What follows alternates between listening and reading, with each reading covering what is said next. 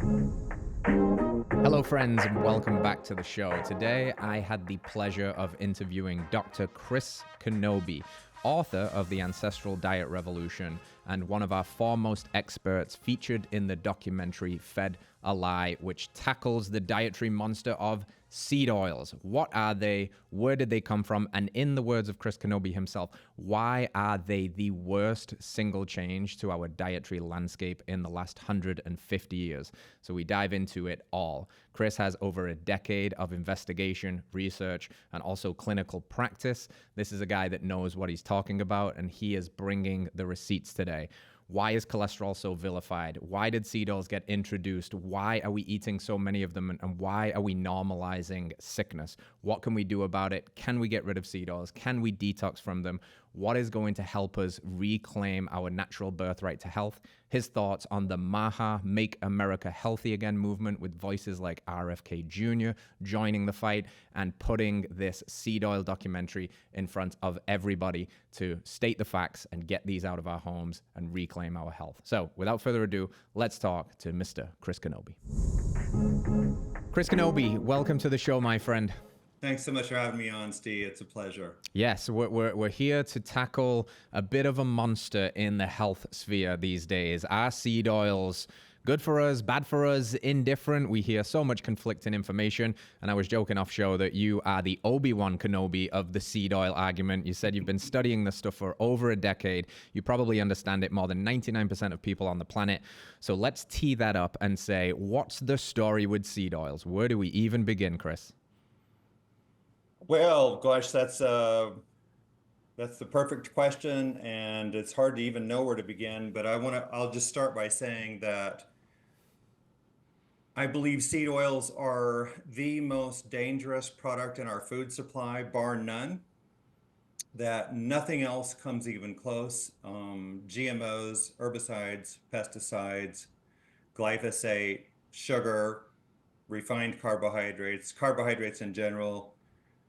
I've looked at all these things, Steve. I've been examining evidence for all of these in relation to overweight, obesity, and virtually all of our chronic diseases. I've been looking at this for about 12 years now or so, and the evidence all leads me to believe that it is the vegetable oils that are the primary driver, probably accounting in general for around 90% of overweight, obesity, and most chronic disease like coronary heart disease, cancers, diabetes, metabolic syndrome, Alzheimer's disease, dementia, age-related macular degeneration, possibly the autoimmune diseases. So all of those and more, and a lot more. What was the motivation for getting into this? Why get into the research? What piqued your curiosity? Well, the initial thing that got me involved was my own suffering with arthritis. And I read a book by Lauren Cordain back in 2011 called The Paleo Answer. And I had started a partial paleo diet. I wasn't really very committed. I didn't know anything about nutrition at that point. And but that radically improved my arthritis, and I read Lauren Cordain's book, and I was just shocked and stunned that at the power of nutrition to rescue us from disease, prevent disease, and none of this had I ever learned in medical school or internship or residency or beyond. So that's where it started. And when you open Pandora's box like that, you just mentioned medical school and residency. What do you think's going on there? Why aren't the protectors of our health being educated about this stuff? Is it nefarious? Is it oversight? Is it something in between? What's your take on that? I honestly, as much as I'd like to know the answer to that, I'm really not certain. I know that historically, um, that medicine and nutrition were tied together through all of history from the time of Hippocrates, 400 BC, all the way till about 1948 or 9 or 50. And around that time is when medicine began to endorse all of the use of drugs and more procedures, and really at that time divorced itself from nutrition, and they became two separate entities is really what happened. And I'm just speaking about this in terms of what we see in the literature, because if you go back to for example, the major textbook used by medical students and residents and probably practitioners in internal medicine is called Harrison's Internal Medicine, I think it is. I can't remember exactly now, but this is a monster of a book. And if you go back and you'll see that beginning in I think the edition in 1948, there just was no references to nutrition, and it's been that way ever since. And so I don't believe that. Let me restate that. I believe that physicians and healthcare practitioners, all of us in general, went into medicine for the right reasons, to prevent disease or treat disease, reverse disease, and help people. That's our goal, but we weren't trained that way. And I know from experience that I wasn't trained to understand anything about nutrition, and what I was taught in medical school was wrong. And yet it was 21 years after graduating from medical school that I came across this book by Lauren Cordain, and which began to, which really just radically changed my life. And it set me on a new path to try to want to understand how nutrition can drive disease. And eventually, this is what led me to develop the hypothesis that processed foods might be driving age-related macular degeneration. And then the more I worked on this, the more I saw that vegetable oil seemed to be the huge driver of so much obesity and chronic disease. And I just felt that was not being covered very well there weren't very many people in the space that were working on this. Absolutely. Could you give us a brief history of the introduction of vegetable oils and where they really came into mass production, mass consumption, and then we'll see where that rabbit hole takes us in terms of how that's played out in our health outcomes? Yes. So in fact, my group had submitted a paper that hasn't been published yet, but where we reviewed this history and worked on the evidence for consumption of vegetable oils. And what we found is, if you look back historically, probably 95% of the world had never tasted a vegetable oil of any sort, including olive oil, up through the year 1865. And so we estimated that in 1865, the world's consumption of vegetable oils per person per day was less than 0.1 gram in 1865. And so there were a few vegetable oils in history, like olive oil's been around for several thousand years, coconut oil, little bit of sesame oil, and then let's see, there's one, safflower oil was prominent in Russia in the, I think, late 1700s, early 1800s. But beyond that, most of the world had no access, never had tasted a vegetable oil, right? And so, but the United States introduced cottonseed oil right after the American Civil War. And they did attempt to sell it as just an oil, but Americans had known that cottonseed oil had only been used as lamp oil and machine oil. And so they weren't about to eat it. But the manufacturers weren't deterred by this, because they knew there was a lot of potential earnings at stake here. It was all about money. And so the next thing that happened was they introduced cottonseed oil into butter to make what they initially called oleomargarine, which later became margarine. So it was, like a 50-50 mix or something like that. And so that's how they started getting this into the food supply. And then they adulterated olive oil with it beginning in the 1870s. and we were sending olive oil to so-called olive oil to Europe, but it was severely adulterated by cottonseed oil. And the French made complaint in 1880 and stated they would never import any more so-called olive oil from the United States.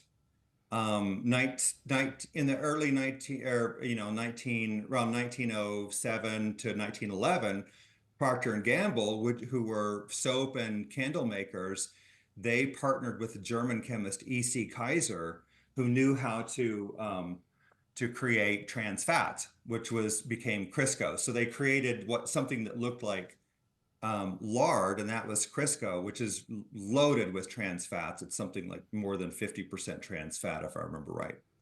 And so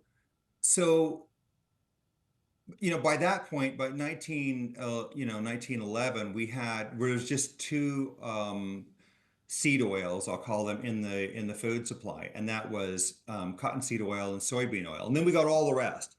So today, for example, we have soybean, corn, canola, cottonseed, rapeseed, grapeseed, sunflower, safflower, rice bran, sesame, and peanut oils. Those are all the highly polyunsaturated or high omega-6 vegetable oils. And but remember, none of those existed before 1865 in the United States, and for that matter, across hardly almost any of the world. So let me give you the numbers. So you go back to 1865, and Americans would have consumed 0 seed oils.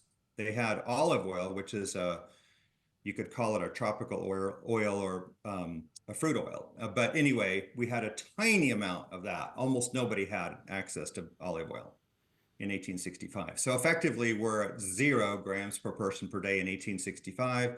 By 1900, we're at about 1 gram per person per day. By 1909, 9 grams. By 1960, 19 grams. By 2010, 80 grams per person per day. Wow. Of vegetable oils. And about 89% of that comes from that list of seed oils I just gave you, that long list. So only about 11% of our vegetable oils come from oils that might be healthy. For example, olive oil, coconut oil, palm kernel oil, those. All right. So and along with that, what we've seen is these exponential increases in obesity, coronary heart disease, cancer, diabetes, metabolic syndrome, Alzheimer's, dementia, age-related macular degeneration. All of these parallel that increase in vegetable oils. And you said that, I've heard you say that you kind of dropped out of practicing medicine to become a public health advocate, to kind of get this in front of people, because like you stated, from your decade plus of research, you think that seed oils and vegetable oil consumption exploding like this could be contributing as high as 90% of the ill health epidemics that we face. And you feature very prominently in the new documentary that should be out any day now as of publishing, Fed a Lie. With that phrased, what is the biggest lie that we are being fed around seed oil consumption and vegetable oil? Yeah, that's a great question, Steve. The biggest lie, this is very easy, is we are told that vegetable oils are, quote, heart healthy, and also just, quote, healthy. And we're told this by the most prestigious nutrition organizations in the world, like Harvard School of Public Health, Mayo Clinic, Tufts University in Boston, the American Heart Association, Cleveland Clinic, and so on. All of these organizations tell us that the vegetable oils are heart healthy or healthy. And the reason that they do, and there's only one reason that I can gather, and I've been looking at this, working on this for well over a decade. And that one reason is that they lower our cholesterol. And I can't find any other reason that they can suggest and support that in terms of a medical viewpoint, for them to dogmatically and systematically pour out to us over and over that these are heart healthy. But isn't lowering cholesterol a good thing, Chris? We hear that all the time, right? Cholesterol is dangerous. Cholesterol is going to clog your arteries. So if they do lower cholesterol, why isn't that a good thing? Well, so as I like to say in presentations, um, so seed oils or vegetable oils indeed do lower our cholesterol. So does arsenic. Nice. And that is absolutely true. And they both do this through similar mechanisms. And they do that because they're both highly pro-oxidative, meaning they're driving oxidation in the body, and oxidation in the body is like we're rusting inside. This is what is so damaging to our mitochondria, the powerhouses of the cell, is oxidation. And this is what's driving a lot of our obesity epidemic, I believe. I think I quite didn't answer your whole question, though. I forgot was there another part to that, Steve? Well, I'm kind of like trying to figure out why cholesterol is so vilified. And like you said, Oh, yes. I guess we could have some fun here. We're trying to steel Yeah. man the Yeah. seed oil, the pro seed oil movement. Like you said, the only shred of evidence that you could find where you could even proposition that seed oils are beneficial is because they lower cholesterol. In particular, they lower the quote unquote bad cholesterol LDL. And if that's all we're looking for, then I guess we can find a validation that that's a good thing. But then it throws into question the whole cholesterol conundrum altogether. I recently learned that around the 1950s, they lowered the targets for cholesterol. It used to be over 300 got flagged as abnormal cholesterol. Now they're trying to get it sub 200 and they're marching towards sub 180.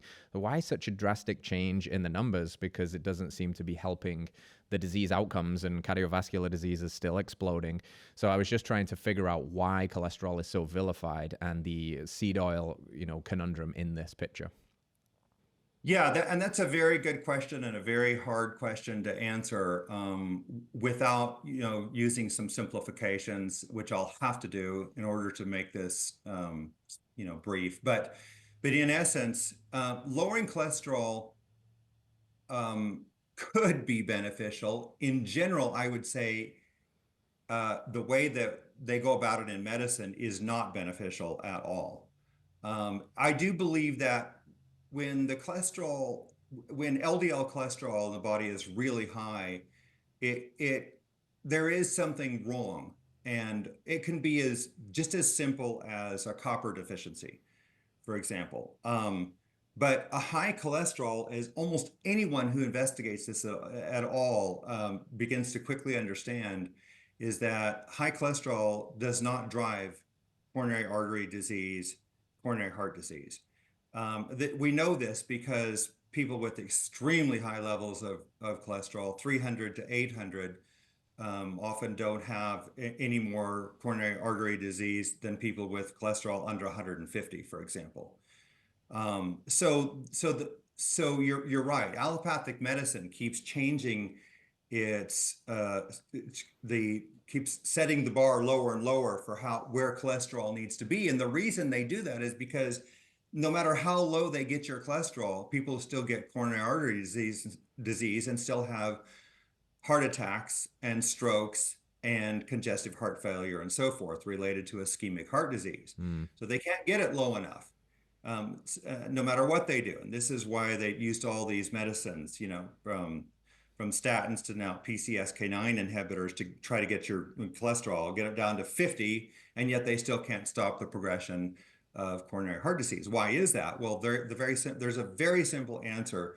And James DiNicolantonio published a paper a few years ago, I think 2018 or so, and I believe it's called the oxidized linoleic acid hypothesis of coronary heart disease. It's something like that. That's and in this paper, very succinctly shows the very straightforward hypothesis that seed oils are incorporated into LDL cholesterol, and it is the omega-6 linoleic acid, the primary omega-6 fat of seed oils, that is incorporated into LDL and when it becomes oxidized, which it will, um, uh, when you drive the levels of omega-6 higher in LDL, it will oxidize, and then it can be rapidly pulled out of circulation and deposited into your artery wall, which is what begins and propagates an atherosclerotic plaque.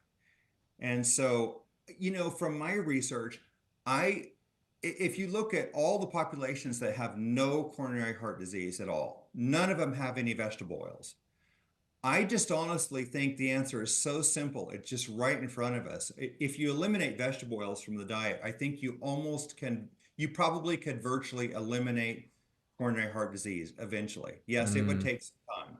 It would take a few years, but I don't, but this goes back to the history. Even in 19th century Americans, we had no coronary heart disease. It was just virtually unknown. Sir William Osler's papers beginning in the 18 and his textbook beginning in 1892, and then paper in 1897 and 1908, for example. All these papers document that coronary heart disease was extraordinarily rare back then, when we had 1 gram of vegetable oils per person per day. Mm. Why do you think that it just seems that in the science-based community or the evidence-based crowd that they're willing to look anywhere else except seed oils? We hear, well, we're just eating more, or we're moving less, or it's refined sugar consumption. And I'm sure there are numerous factors at play, but I've not done the level of research that you have, but I have dove into the ancestral diet revolution. I've been in this space for a long time, and you can see it when it's mapped out, especially the way that you've mapped it out, that these things correlate so closely. It's hard to ignore that, right? And I'm sure you're familiar with the Bradford Hill criteria of validating a hypothesis, and your work like checks all of the boxes. This isn't just a fringe idea anymore. There's data. There is a lot of anecdata. There's tons of just observational and kind of intuitive knowledge around this stuff, that these are novel and all of these diseases are novel, and it tracks beautifully. Yet we have just people unwilling to acknowledge it could actually be the seed oils. They seem to be looking elsewhere. What do you think's the problem? I think there's many, many, many problems. That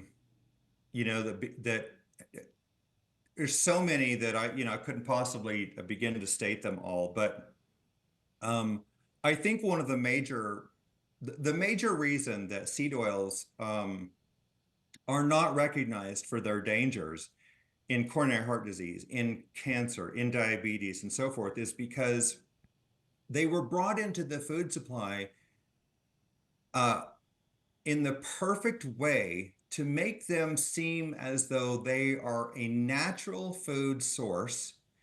And we were told that they were healthy through all of the marketing from manufacturers. We're told that they're healthy. And then eventually, some scientists got on board with this idea and began to vilify saturated fat, which was sort of the alternative to vegetable oils. So vegetable oils are very, very high in omega-6 fat, and animal fats are very, very low in omega-6 fat. And so when some investigators like Ansel Keys vilified saturated fat and told us that the vegetable oils are healthy and that they'll lower our cholesterol, it seemed like a plausible theory, a plausible hypothesis, and obviously it stuck. And it takes people a long, long time to change their mind about something. And many just will not, because they've invested themselves, they've invested their work and their ego more Mm. than anything into a theory, and they buy into that. And then perhaps, and some of them, journalists and podcasters and so forth, they invest in an idea, right? And they promote this idea, for example, that it's all about sugar. I'll just use that as an example. And then no matter how much evidence you give them to the contrary, they won't change their stance. Yeah, I can see that, especially, some of the louder voices on social media, for example, your Lane Nortons, your Dr. Mike Israel's, these credentialed, very credentialed PhDs that seem to be unwilling to acknowledge that if there is actually something here, if there's a real smoking gun and there's some evidence that maybe they've mistakenly believed that they can't allow this to, propagate because it puts the integrity of the whole education and what they say into a dubious light. And I don't think that's the case. I actually think people generally respect people who are willing to update their stance on the evidence, much like our mutual friend Paul Saladino's done. Paul has changed his beliefs a lot, and he's willing to update his ideas with the available research that we've got. And I think that what we're doing here with the documentary, with your work, I hope that it's going to be the thing that we can no longer hide the smoking gun, that we have to acknowledge this. And I'm curious, being a boots on the ground advocate for this message, how you feel more recently with the addition of voices to this space that is also becoming political. People like RFK Jr. saying, "Make America healthy again," going on national television and saying, these seed oils are harming our children's health. How does it feel for you to see these voices and this becoming something that's on the national stage? Yeah, it not only validates the work that I've done, and hundreds or thousands of others, in terms of the risks of vegetable oils, because this goes back more than a century of work. And yeah, it not only validates that, but I just love to see that this message is spreading and that people are believing that vegetable oils are dangerous, and they don't care what Harvard or Tufts or Mayo Clinic or the American Heart Association says, because they can see it.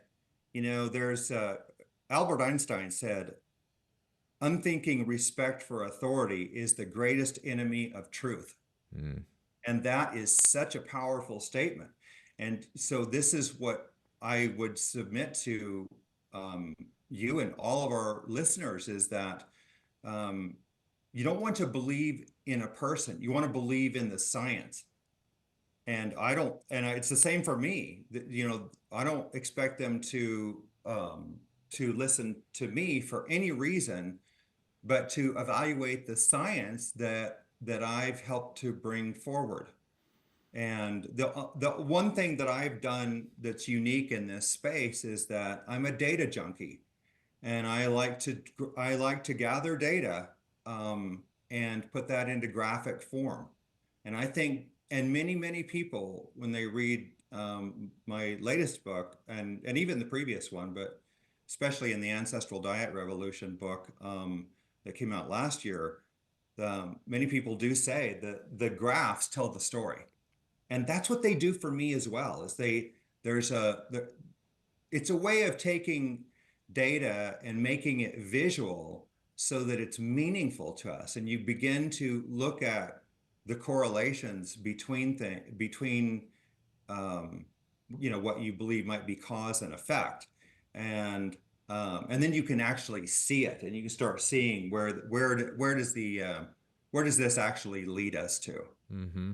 Yeah, absolutely. I think a picture says 1,000 words, and in those graphs, the correlation is incredibly strong. And it's what I really appreciate about it too is it's large, long-term data over the changes in our history over decades and eons. It's not a randomized controlled trial, because I think I fundamentally agree with what you said about trust in the science that we have. And I also worry that the modern science that we have has become the science, like corporately captured scientism, and that many scientists today are engineers of statistics to design an outcome, to fuel an agenda, to potentially, profiteer off creating a certain narrative. So what I like about your scientific lens is this is observational, large scale, multi-decade, like 100-year spans of look at where we were, look at where we are now, look at the single biggest change in our food environment, which was seed oils, and then look how it just so happily marries, delightfully with that. And it seems very, very obvious to me and to many others that have kind of taken their locus of authority back and said, you know what, maybe I'm not going to listen to the FDA right now. Maybe I'm not going to listen to the NIH because they are failing us. We have trusted these institutions for a long time, and we and our children are getting sicker. Something is going wrong, And it Right. seems to be that shouldn't we look at the thing that has changed the most profoundly in our food and environment? And that just so happens to be seed oils. And it just seems kind of crazy to me, like banging our head against a wall, that we still get resistance from PhDs, as they say, piled higher in dogma sometimes. Right. I think where many people in this entire space go wrong, and I was once guilty of this as well, is that we're relying on what we think is the best evidence, and so many people believe that we must have an experiment, we must have a randomized controlled clinical trial, an RCCT, as they're called, in order to uh, arrive at conclusions about a hypothesis. And unfortunately, well, that would be great, except that you cannot control diets in people for very long. It's never been done. That the longest that any diets have ever completely have been completely controlled in people is about 6 months. And very few have actually none of them have properly controlled diets in people for a significant period of time. None of the studies have ever done that. And uh, but if you look at observational epidemiologic evidence, like I do primarily, as you said, you can go back. We have data going back into the early 19th century on sugar, and as far back as data goes on consumption of vegetable oils, 1866, when we first started consuming them. So we've got, 150 years worth of evidence now, looking at consumption versus outcomes, obesity, heart disease, cancer, and so forth. And this is extraordinarily powerful evidence because it's examining what happens in nature and over very long periods of time. And we know what the people are consuming essentially. I mean, yes, not on an individual level when you look at the population, but on a broad level, and you can and you also can correlate that to the prevalences of these various conditions like obesity and heart disease and cancer and Mm-hmm. diabetes, Mm-hmm. right? And so you see all of these exponentially rise in correlation to the vegetable oils, and you don't see that with anything else, with Mm. nothing else. I hear a lot, on the online space that it's more it's more just the addition of processed foods in general.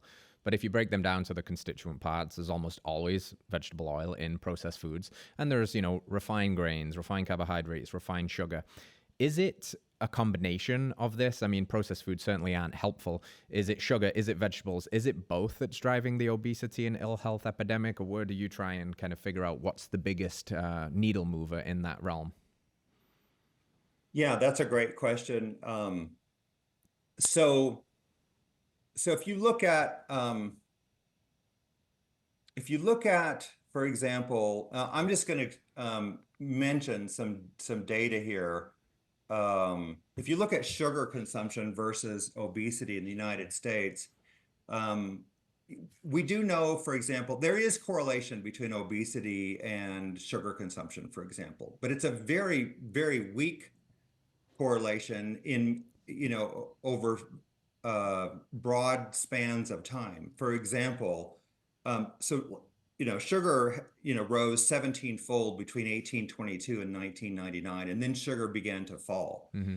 But most of the increase in sugar consumption was before 1922. All right. So and people don't realize that. They think that sugar has been going way up, and that is not true. And we've published this evidence, and Stefan Guillenet first published this evidence that goes clear back into the 19th century. And I'm going to pick out one point in time here to illustrate this. So if you just look at the dates between 1922 and 1987, this is a 65-year period of time in our history. Sugar consumption almost didn't change at all. It was 473 calories in 1922. This is per person per day, and 497 calories in 1987, 65 years later. So it's an increase of 24 calories, right? It was up 5%. Now, during that time, obesity elevated from 2.95% in 1922 to 18.6% in 1987. So, but what did seed oils do? Seed oils increased from 78 calories per person per day in 1922 to 550 calories in Mm. 1987. So Wow. let me give you all the numbers here at once, put this all together. So during that time, 65 years, 1922 to 1987, sugar increased 5%, vegetable oils increased 605%, Mm. obesity increased 532%. Okay, so for sugar theorists, how are they going to address this? We've got a 65-year period of time here where sugar virtually didn't change, and vegetable oils went up 605%, and obesity went up 6.3 fold or 532%. And I want to tell you, it's during that exact same time frame, diabetes increased from, let me get to the number exactly, so I give the exact number. So diabetes increased from 0.09% in 1922 to 2.6% in 1987. It increased 29-fold Mm. or 2,800%. So again, it's not the sugar that's driving this, and you can and there's so much more data. I'm just giving you one example of data that supports the hypothesis that it is vegetable oils driving obesity and diabetes, and refutes the hypothesis that it is sugar driving these conditions. Wow. And Yeah, there's the and then we have plausible mechanism for like seed oils creating insulin resistance at a cellular level, right? They're causing such, whether it's just rampant oxidative stress or a chemical change, like structurally something is happening that is creating insulin resistance that is far beyond just consuming more sugar. Yes, and I can tell you exactly what that is. And just very briefly, I'll just make it very brief, and then if you want more evidence, more detail, I can tell you. But what's happening there is that high seed oil consumption, high omega-6 linoleic acid consumption damages molecules called cardiolipin inside the inner mitochondrial membrane, inside our mitochondria, and this devastates the electron transport chain where most of our energy is produced. And the next thing that happens out of this is increased reactive oxygen species, and the cell immediately becomes insulin resistant. I didn't work this out. This is worked out by biochemists, organic chemists, and physicists all working together to understand what's going on at the molecular level inside the mitochondria in a high seed oil diet. I've Mm. just tried to put this together in a way that makes sense to people. But that's so it's seed oils driving, driving insulin resistance and ultimately, metabolic syndrome, diabetes, and obesity. It's not, the sugar doesn't have that mechanism. Mm-hmm. You cannot produce insulin resistance with high, until you give, laboratory animals extraordinary amounts of sugar. Like they're giving them 60% fructose diets, for example. Doesn't even begin to replicate what humans do. So Americans consume more sugar per person per day than anybody else on the planet, than any other country on the planet. And that's about 21% of our diet back in, in recent years, like 2010, for example, 21%. So half of that is fructose, Mm. right? So that's about that. It's 10.5% fructose, right? Roughly. And so, in order to make laboratory animals sick, they're giving them like 60% fructose diets and 60% sugar diets. It makes no sense. The dose, Paracelsus said way back I think it was the 17th century when he lived, that the dose makes the poison. Now that's paraphrased, right? The dose makes the poison. Anything is poison in the right dose. Anything. Oxygen, water, sugar, omega-6, linoleic acid, every vitamin, every mineral, every micromineral you can think of. Everything has to be in a proper dose. Mm-hmm. And when they're too high or too low, we have all sorts of problems. Mm-hmm. In a similar vein, there, this dose makes the poison with something like such a novel food that is, engine lubricant that has been introduced en masse. Does the dose make the poison with vegetable oil? And if so, where is the dose? Yes, absolutely it does. Um, and it depends a lot on probably on your race and or genetics. I mean, what the point is here is that certain populations, like Native Americans or South Pacific Islanders, for example, it's very obvious to me that they are extremely susceptible to much lower doses of vegetable oils than us. So, for example, five of the most obese and diabetic nations in the world are all Pacific Islanders, Hmm. and they're consuming far less vegetable oils than we are overall. Um, but um, but they're much more susceptible to the effects of these. So at a certain So that point, basically, the wheels just start to fall off. And I think I'll butcher the numbers, but going from the late 1800s and 1% up to the current standard of like 20% of calories or 20% concentration in the tissues is probably where we start to see the wheels fall off too, which explains the explosion of pretty much every chronic disease that we have. Everything from metabolic syndrome through potential, like you said, autoimmunity, the explosion of cancer, even just because of the rampant state of oxidation that's happening in the body. Which brings me to another question. I'm sure you've thought about this because you said this kind of in this fictitious world where you could wave a magic wand and get rid of seed oils off the shelves, that you think you would cut disease risk quite profoundly. But are we stuck with the damage that seed oils have caused forever? Is seed oils, can we detox them? Can we get rid of them from our tissues? They're obviously stored in the body. Is there danger to doing that? What do you think about getting rid of seed oils and potentially detoxing?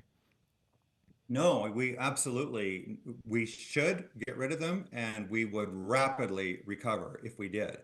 And by rapidly, I mean within 3 years.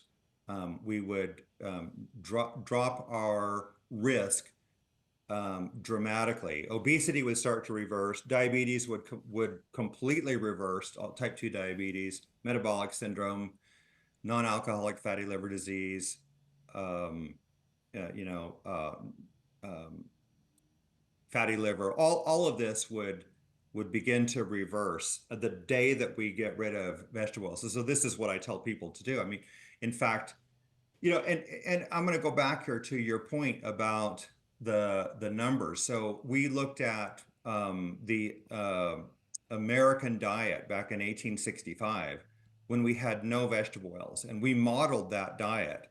And of course, they had all of their animals were ancestrally raised, right? They weren't having they couldn't get high omega-6 from animals that are fed high omega-6 diets like corn and soy.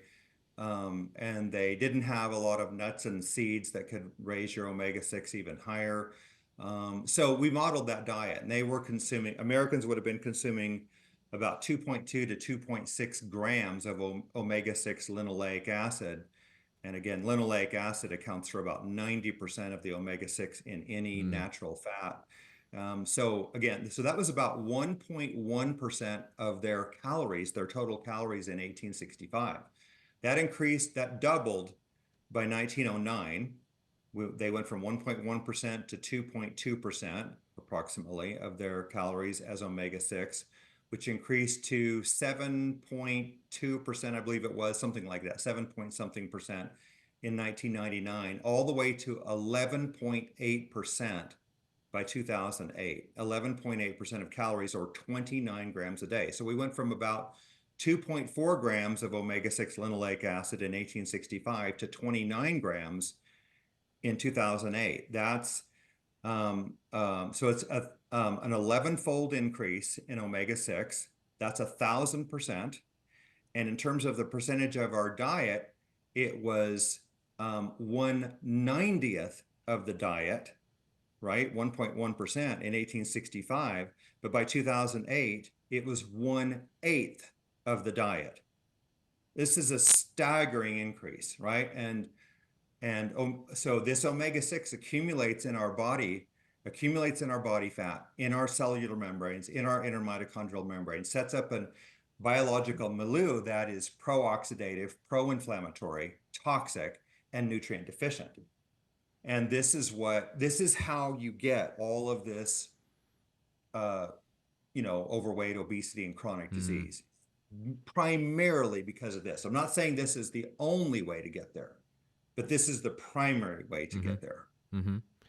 Are there specific foods or are there specific nutrients that aid in the healing? Because, okay, we take the seed oils out. That's amazing. I think just removing them is going to take us very, very far. Now, what are we replacing them with? What are we adding in? What are we focusing on to really spur our bodies back to natural states of vibrant health? Well, it depends on where you sort of prefer your macronutrient ratios, but the majority of people, if they're going to keep their fat consumption the same, and let's say that's, typical 30 to 40%, somewhere in there, or maybe even 20 to 40%. But very few people are going to naturally consume less than 20% of their diet in America, right? Other populations do consume far less than that, fat wise. But anyway, let's say you keep your fat consumption the same. So yes, if you just take out the vegetable oils and you replace that with natural animal fats and natural plant fats even, you will start fixing this problem. So it's perfectly fine to replace all the vegetable oils with 100% with animal fat.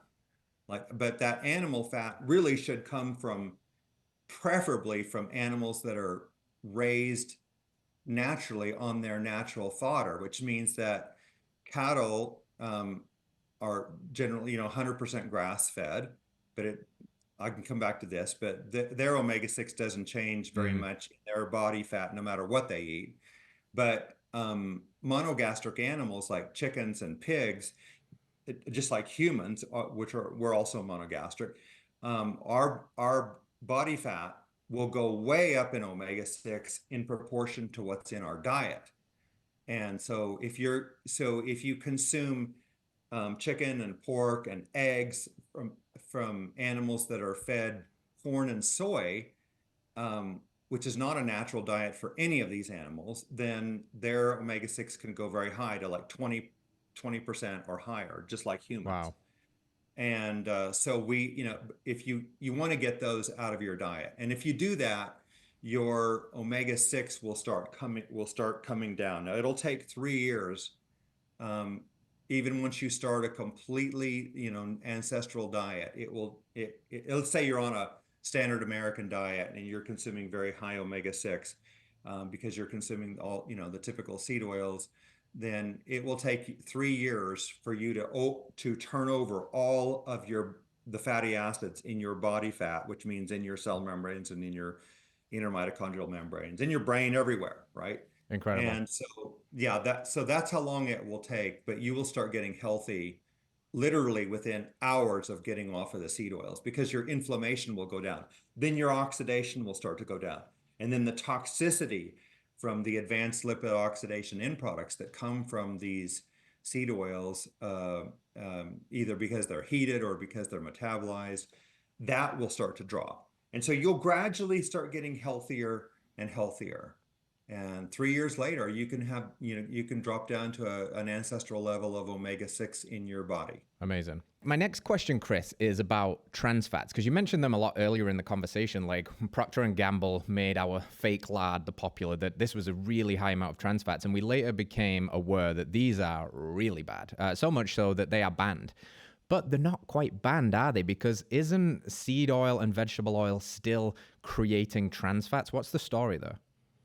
Yes, that's the reality, and the FDA does not seem to want to recognize this, although they clearly know that this is the case. That even though they've banned trans fats, and there are no, there are no products that purportedly contain trans fats. all the vegetable oils may contain trans fats, and there's many studies on this that show that the trans fats in vegetable oils range from 0% on the lowest possible, of course, up to 4.4%, I believe it is, with an average of 1.1%. Mm. So so most vegetable oils do contain some trans fats, and the FDA has not validated that there is any level of safe consumption of trans fat. But we're still getting trans fats in the vegetable oils. But they're not policing this, and the vegetable oil, the vegetable oil manufacturers don't essentially need to declare that. Yeah, absolutely. Yeah, that's one of those where if the dose makes the poison, the solution to trans fat is zero. And if these are, slipping through the net, then therein is the argument for the eradication of seed oils, even if you just hang your hat on the trans fat equation, not the, dyslipidemia and the oxidation. And it's kind of crazy. As you're speaking, I'm thinking of like all of these other ways that we can bulletproof this argument. And I know you've done some cool research on some of the other kind of more conventional pushbacks. Hey, it's not seed oils. It's just the fact that we are eating more total calories, or it's just the fact that we don't exercise now and we live sedentary lifestyles. Do with that what you will, but I'm curious because I know you've done some interesting research on that. Are we eating just enormous amounts more food than we used to? Is that what's causing it? Are we just like slugs sitting in our chairs and rotting away? What's the story?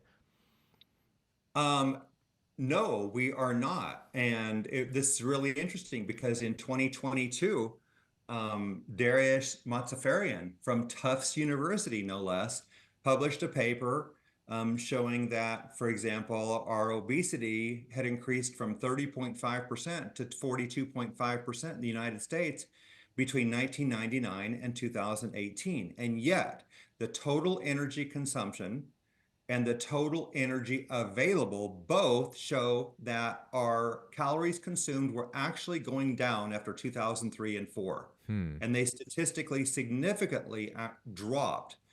And if you look at the total, and so the USDA Economic Research Service has data going clear back to 1909 on this. And if you look at that data, you'll see that we were becoming progressively more obese um, from 1900, when obesity in the United States in men anyway was 1.2%, up to, it increased to 13.4%, I believe it was, by 1960 or 61. And during that same time frame, calorie consumption was trending downward Hmm. the whole time. In fact, it went down all the way through 1976, while we were becoming more obese, right? And so then calorie consumption did go up. It went up, I think, roughly a couple hundred calories a day between 1977 and 2004. All right.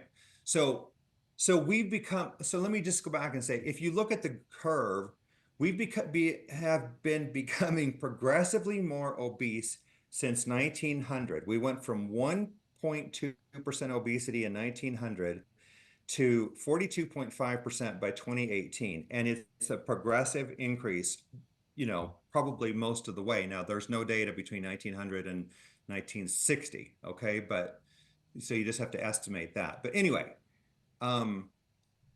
during that whole time, the only time calories were increasing is from about 1977 to 2004. So all the rest of the time, you cannot explain the obesity Mm-hmm. increase based on calories. It doesn't work.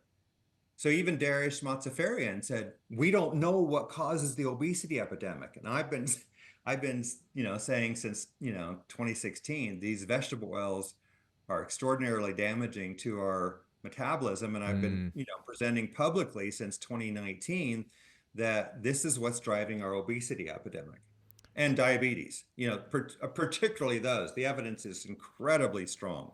Yeah, it's quite fascinating. I've, the Minnesota starvation experiments always blows my mind that they put these guys on starvation diets that were like sub 1,500 calories. And that seems to be the number that most women get stuck on these days in order to lose fat.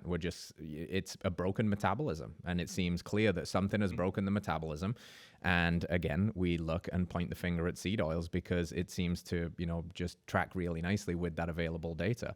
And now, we get to the point where anybody that's eating a substantial amount of food, absent the seed oils, insulin sensitive, low state of oxidation, as long as they're eating mostly the right kind of foods, which means getting rid of the seed oils and animal-based diet foods that are ancestrally consistent, you can eat a lot of food and thrive and heal. But if you are stuck in that low energy state, and I've had some of the pro-metabolic folks on the podcast who talk of obesity as an energy availability crisis because the cell is so broken, like you talked about the mitochondria, the powerhouse of the cell, the electron transport chain, it's so damaged from this rampant oxidative stress induced by seed oils that it's not producing energy. And meanwhile, we have people with tons of stored energy on the body that can't seem to get rid of it until they get down to starvation levels of food, which causes all other kinds of problems like the thyroid function tanks and the hormones tank. And it just seems like, hey, if we focused on just removing the seed oils and eating, an 80 to 90% real food diet, that we could do just enormous things to public health. And to me, that's the goal of having you on and these kinds of conversations and this kind of work, that this really becomes, it's an issue of public health. It's an issue of our future. It's an issue of the health of our children and epigenetic changes that are happening. So I'm curious what you hope people get from your efforts. What do you hope that people take from things like Fed Alive and the seed oil documentaries and your books and your life's work now? Well, first of all, I want to say that everything you just said, I agree with 100%.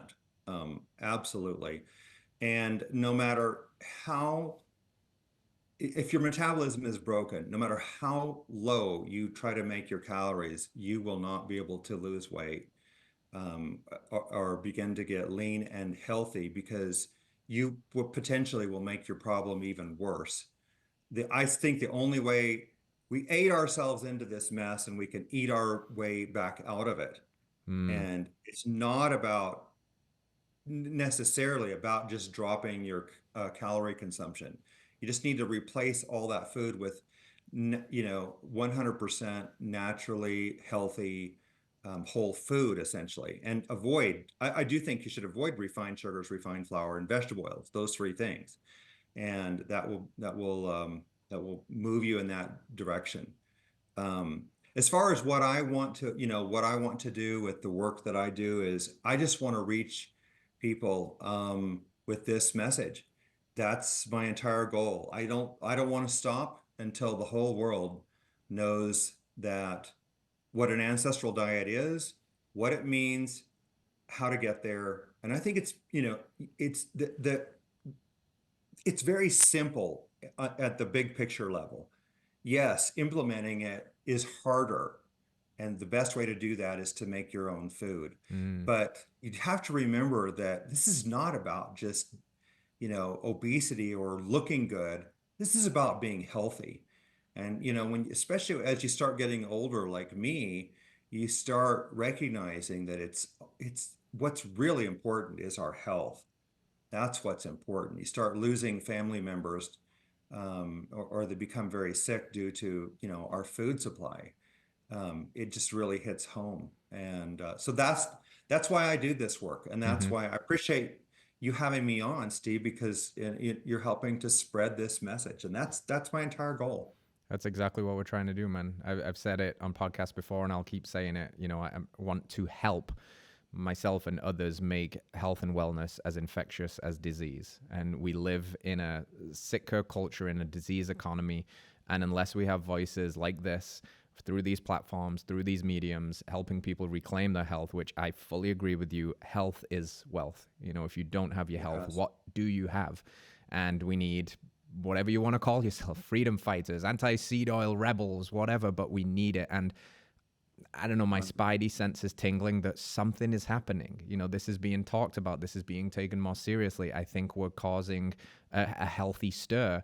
And I hope that the healthy rebellion continues to kick on with the work of you and many other people in this documentary. I hope this goes as viral as anything we've ever seen, because like you said, one person changed, one person that just dumps the seed oils in the garbage where they belong and starts to live more ancestrally consistent is just a huge ripple effect. And that must make you feel good to know that your work is impacting people the way it is and has impacted me and hopefully now by virtue thousands of listeners to this show. So thank you for everything that you're doing. Yes, thank you so much, Steve. I really appreciate it. Thanks for helping to spread this knowledge. You guys are brilliant. Thank you so much. And everybody got to check out Fed a Lie. It is available very, very soon if it's not already out now. It's incredible documentary. And whenever you meet the evidence-based crowds that want to push back and say, oh no, seed oils are good, Lane Norton said so on Instagram, you can say, have Lane watch this and listen to people like Dr. Knobbe. Again, Chris, thank you so much for sharing your wisdom and time with us today. It's been a pleasure. Where can people go to keep up with everything that you do, or the name of a book that you'd like them to read? Anything, the floor is yours. Yes, Steve, thank you so much. So they can come to our websites would be probably the best place. Ancestralhealthfoundation.org, or my website, Chris Knobbe, that's ChriskNobbe.com, chrisknobbe.com, or cureamd.org, that's Cure AMD Foundation. They can come there and they download a PDF, a synopsis of my latest book, and they can also they can find us on Facebook at Ancestral Health Foundation and Cure AMD Foundation, Twitter, Instagram. Those are all available. So we do have those. Amazing. And we'll make sure we link, especially that PDF, because again, with those visuals that you've got, it's really clear and plain to see.